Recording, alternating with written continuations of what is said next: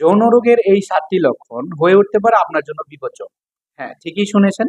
আজকে আমরা আলোচনা করব আপনাদের সামনে যে যৌন রোগের কোন, কোন ৭টি লক্ষণগুলো আপনাদের জন্য বিপজ্জনক হয়ে উঠতে পারে। ১ম এ আমরা যেটা দেখব সেটা হলো যে আমাদের যৌনাঙ্গে জ্বালাপোড়া করা বা চুলকানি, অস্বস্তি বোধ হওয়া। এটা আস্তে, আস্তে আমাদের যৌনাঙ্গের চারপাশ ঘেরাও করে ফেলে এবং এখানে একটা অস্বস্তিকর অবস্থা তৈরি হয় এবং বাজে একটা পরিবেশ তৈরি হয়। যার কারণে আমাদের শরীরে ডে বাই ডে যৌন অঙ্গের ক্ষতি হয় এবং আমাদের যৌন শক্তিও আস্তে, আস্তে হ্রাস পেতে থাকে। যেটা কিনা আমাদের এবং আমার পার্টনারের জন্য খুবই ঝুঁকিপূর্ণ এবং অবহেলার দিকে যাওয়ার কারণে এটা আমার শরীরের উপর একটা খারাপ একটা ইফেক্ট ফেলতে পারে। অস্বাভাবিক স্রাব। অস্বাভাবিক স্রাব কি?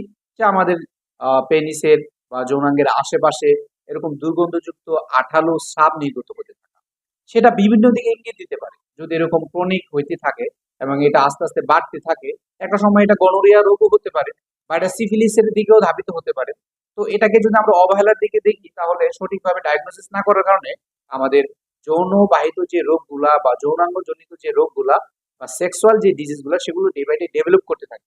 তাই অবশ্যই এগুলোকে গুরুত্বের সহিত দেখা এবং সঠিক সময়ে ট্রিটমেন্ট করা। প্রস্রাবে জ্বালা বা ব্যথা হওয়া, যেটা কিনা আমার শরীরের উপর একটা ভালো একটা ইফেক্ট ফেলে।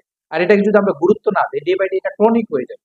তখন এটা আমার জন্য অস্বস্তি বোধ হয়ে দাঁড়াবে এবং ক্রনিক হয়ে গেলে আমার জন্য যৌন বাহিত রোগ বা সেটা খুব ইজি হয়ে যাবে। এখানে ইনফেকশন হওয়ার সম্ভাবনা থাকবে এবং দেখা যায় এখান থেকে আস্তে, আস্তে আমি যৌন শক্তি হ্রাস পেতে থাকবে। যেটা কিনা আমার জন্য এবং আমার পার্টনারের জন্য একটা ক্ষতির সম্মুখীন হয়ে দাঁড়াবে। তাই অবশ্যই আপনারা এই জিনিসটাকে গুরুত্বের সহিত দেখবেন। তারপর যে জিনিসটা আসে যে যৌনাঙ্গের উপর ক্ষত।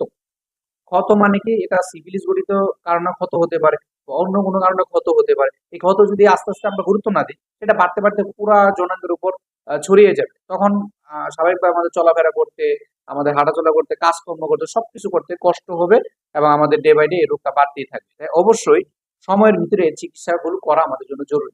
যৌন মিলনকালীন ব্যথা। এটা কিরকম? যে আমরা যখন আমাদের পার্টনারের সাথে যৌন মিলন করতে যাই, তখন বীর্যপাত বের হলে বা বীর্য বের হলে বা মেয়েদের স্রাব বের হলে বা যৌন সঙ্গম করাকালে তার ভিতরে ব্যথা হতে থাকলে বুঝতে হবে কোনো না কোনো একটা রোগ আমার ভিতরে আছে বা এটা আস্তে, আস্তে আমাকে খারাপের দিকে নিবে।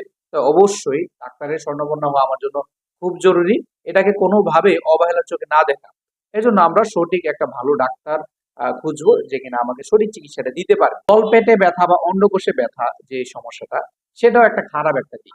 অন্ডকোষে ব্যথা হতে থাকলে এরকম হতে পারে যে আমার ভেরিকোসের সমস্যা থাকতে পারে, যেটার একটা কারণে আমার ওইখানে ব্যথা হতেছে। ভেরিকোসের ব্যথাটাও সেখানে এক্সটেন্ড করতে পারে এবং এটা যেখান থেকে আমাদের স্পাম তৈরি হয় অন্ডকোষ থেকে, সেটা যদি